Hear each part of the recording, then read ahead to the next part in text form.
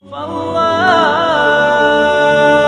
berkumpul bersama para kiai sama seperti kalian duduk denganku di dunia. Dan siapa orang yang duduk denganku di dunia, kelak di yaumil kiamah akan aku dudukkan dia bersamaku.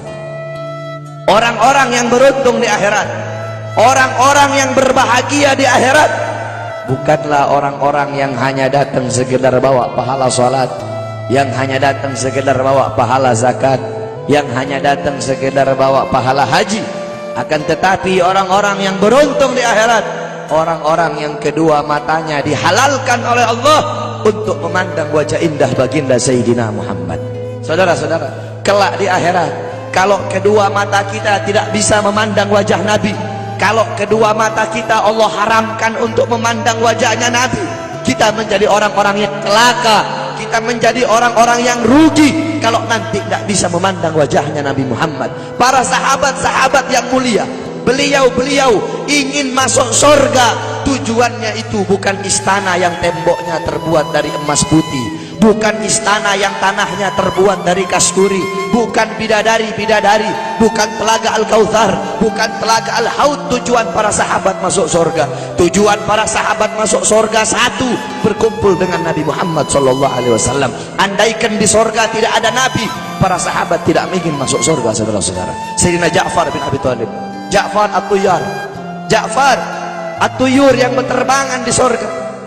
Sayyidina Ja'far bin Abi Thalib, ketika beliau mati syahid, kedua tangannya terputus, Allah gantikan dengan sayap, sehingga Ja'far, ruhnya beliau menghadap Allah Subhanahu wa taala. Ketika ruhnya beliau mau sampai ketika ruh beliau mau sampai di hadapan Allah, tiba-tiba terbayang dari kedua matanya beliau pandangan kepada wajah baginda Nabi besar Muhammad SAW. Terbayang akan wajah Nabi Muhammad, sehingga beliau bermohon kepada Allah, ya Allah, izinkan aku kembali ke dunia untuk memandang wajah indah baginda Nabi besar Muhammad SAW. Sayyidina Abu Bakar As-Siddiq radhiyallahu anhu, ketika beliau sedang berkumpul bersama Nabi, Nabi Muhammad berkata, wahai Abu Bakar, apakah engkau sudah makan? Kata Sayyidina Abu Bakar, aku belum makan ya Rasulullah. Pulanglah engkau pergi makan dulu. Pulang Sayyidina Abu Bakar As-Siddiq. Ketika Sayyidina Abu Bakar As-Siddiq pulang, tidak lama kemudian datang lagi. Kata Rasul, wahai Abu Bakar, aku tidak pernah melihat orang makan secepat itu. Kok cepat banget engkau makan? Apa kata Sayyidina Abu Bakar, ya Rasulullah, ketika aku akan memakan makanan itu ya Rasulullah, tiba-tiba teringat wajahmu ya Rasulullah, makanya aku tinggalkan makanan itu dan aku kembali ke sini lebih memilih untuk memandang wajah indahmu ya Rasulullah. Maka rugi, celaka kalau kelak di akhirat kita tidak bisa memandang wajahnya Nabi Muhammad. Nah, bagaimana caranya biar kita bisa memandang wajahnya Nabi? Bagaimana caranya biar kita bisa berjumpa dengan Nabi? Di akhirat kita tidak bakal bisa berjumpa dengan Nabi. Di akhirat kedua mata kita tidak bakal bisa memandang wajah Nabi kalau di dunia kita jauh dari majlis-majlis Nabi Muhammad.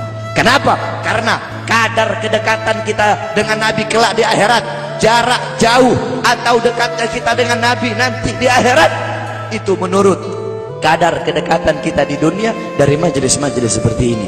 Jaraknya kita dengan Nabi nanti di akhirat itu menurut jarak jauh atau dekatnya kita di dunia dengan majelis-majelis seperti ini. Kalau di dunia kita dekat dengan majelis-majelis ilmu, dekat dengan majelis zikir, dekat dengan para pewarisnya Nabi, dekat dengan penyambung lidahnya Nabi, dekat dengan para ulama, dekat dengan orang-orang soleh, maka kelak di akhirat Allah pun akan kumpulkan kita bersama Nabi Muhammad. Kenapa? Karena majelis seperti ini, perkumpulan seperti ini warisan Nabi Muhammad.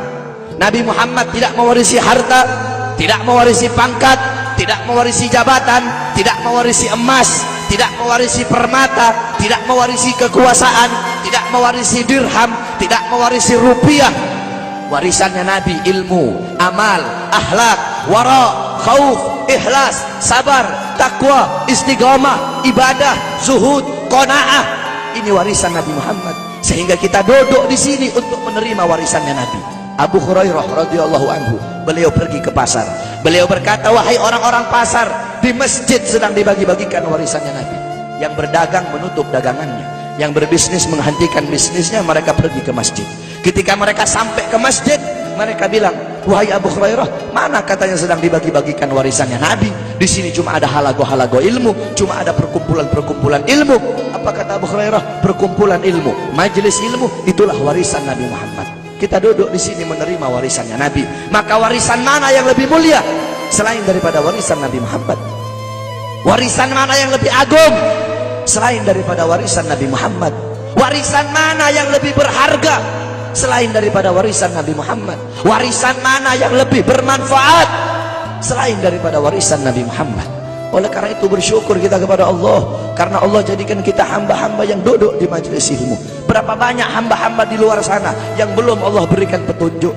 Berapa banyak hamba-hamba di luar sana hatinya belum Allah gerakkan untuk duduk di majelis-majelis seperti ini. Qala Rasul, ad-dunya mal'un, mal'unu ma fiha illa dzikrullah wa ma wala wa'aliman aw muta'alliman. Dunia ini terkutuk, dunia ini hina, dunia ini bejat, dunia ini biadab, wa ma fiha, dan hal-hal yang ada di dalamnya illa dzikrullah, kecuali orang-orang yang mengingat Allah, orang-orang yang berzikir kepada Allah, yang hatinya berhubungan dengan Allah, yang hatinya bersambung kepada Allah, yang hatinya mencintai Allah, yang hatinya takut kepada Allah, yang mengalir akan air matanya karena takut kepada Allah, yang lidahnya basah dengan Al-Quran, dengan zikir, dengan tahlil, dengan tahmid, dengan tasbih, dengan takbir, dengan tamjid, dengan sholawat. Orang-orang yang taat kepada Allah, yang patuh kepada Allah, yang tunduk kepada Allah, yang bertakwa kepada Allah, yang menghambakan dirinya kepada Allah, orang-orang yang tidak menyembah selain Allah, orang-orang yang lupa kepada selain Allah,